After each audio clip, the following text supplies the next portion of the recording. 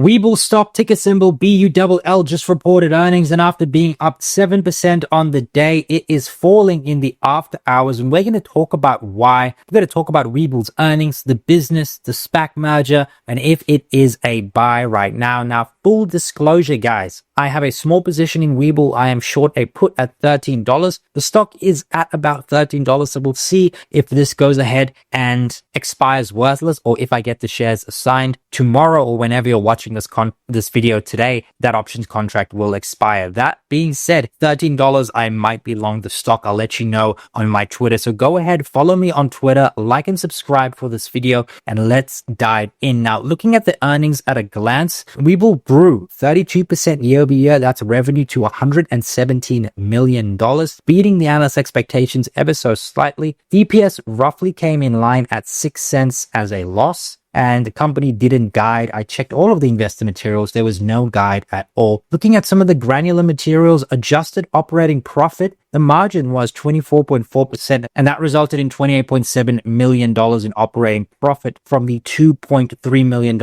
in the same quarter last year. Looking at GAAP net income, the company reported $13.1 million, and that is 11.1% margin. And you can see right here, guys, this company, Webull, is just turning profitable in the last couple of quarters. And from here, what you ultimately want to look for is growth plus margin expansion. And if you can get that, the stock is going to do very, very well. Webull is growing like a weed. Registered users was up 17% on a year-over-year basis, and they have 24.1 million users on their platform. Funded accounts grew 10% on a year-over-year basis with a 97.5 million quarterly retention rate. Now, this is a little bit of a red flag where you see 17% growth in registered users, 10% in funded accounts. So this could be that these individuals right here who did register, at least 7% of them, are really just doing it to get that registration incentive. That is a bit of a red flag. However, contrast to that, it could just be the timing of these registered users and then funding the accounts in the quarter. So you have to look at the second and third quarter registered users and funded accounts to see where that ends up. And maybe this was just an anomaly for a quarter, but yeah, I consider this just a tiny bit of a red flag. You sort of want to see this like registered users at 17%, funded accounts at 17%, or maybe closer to like 16 or 15 or 14. But to see almost a half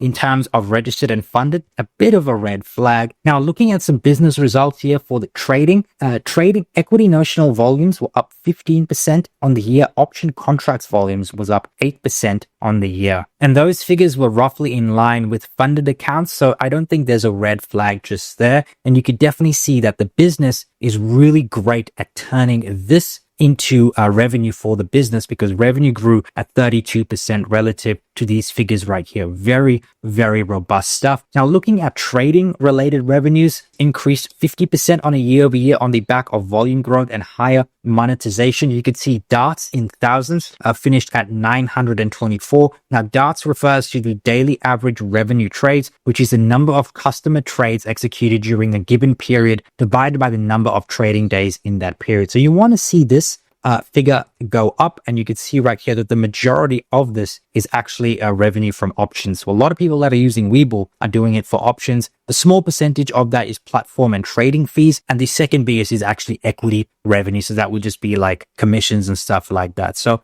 as long as equity volume is growing and options volume in particular is growing, the company should continue to grow, especially if they grow their user base and funded accounts. Now, looking at customer assets, they increased 45% on a year over year. However, the company did see a sequential decline in Q1 due to market volatility. That being said, still very robust results driven by strong net deposits. And you could see that net deposits was up 66% on a year-over-year basis, $5 billion in net deposits over the last 12 months. Very, very strong stuff, especially from a platform that's only been around for, I would say, 12 to 18 months, especially internationally. Very, very strong stuff from Webull. Now, looking at the financials in a more granular fashion, revenue was up 32%. Operating expenses fell 2.3% in the quarter. You can see right here, guys, 98 million versus 96 million in the same quarter last year. And that's how they were able to generate that strong operating leverage and actually see the net income of the company go from negative $12.5 million to positive 12.9, nearly $13 million in net income. However, a one-time $21 million preferred shares redemption meant that net income attributable to shareholders saw a loss of $8.6 million, which is negative 0.06 cents per share. But if you exclude that preferred share redemption, which was a part of the SPAC contract as it became public, and I think there's a couple of other preferred share redemptions that will occur in the future if management hits certain milestones, but that meant basic and diluted earnings per share actually was in the negative. And you can see that the weighted average shares outstanding sits at 139 million, up from 137 million in the same period last year. So they are diluting their shareholders ever so slightly. The management team doesn't give any type of guidance, but they did give us a 2025 product roadmap. And this is where we are right now in the second quarter of 2025. And they plan to launch crypto trading in select international markets. I believe that's going to be like Australia, the UK, Europe. They're going to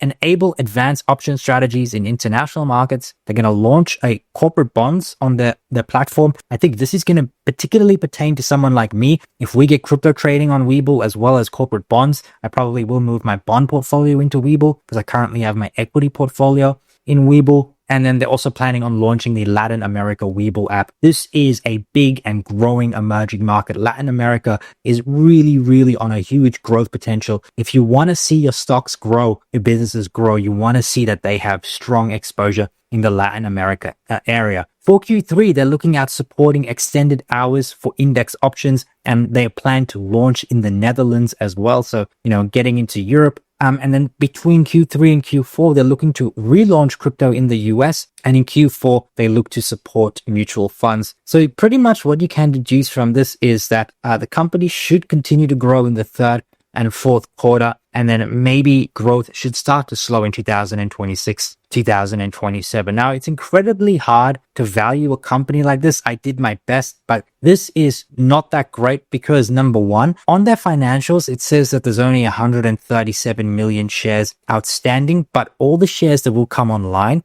will equate to about 461 million. So this is the figure I used, but this is not indicative of the amount of shares outstanding at the moment. It's also very difficult to determine what the operating cash flow margin is going to be. So I just used a 32% figure at the end of 2029. I used operating cash flow because I think it's just the best way to value this company right now. And I had the best data on it. Their current operating cash flow margin is 17.4%. So yes, I am saying margins are going to pretty much double by 2029. But I think if you annualize this quarter out, their operating cash flow margin is very close to 25% anyway. So, saying a 32% operating cash flow margin is not insane. So that means operating cash flows is $244 by 2029. If we apply a 25 multiple, we get that as the enterprise value, subtract the net debts, divide by shares outstanding, right? And then we get the 2029 stock price of about $13.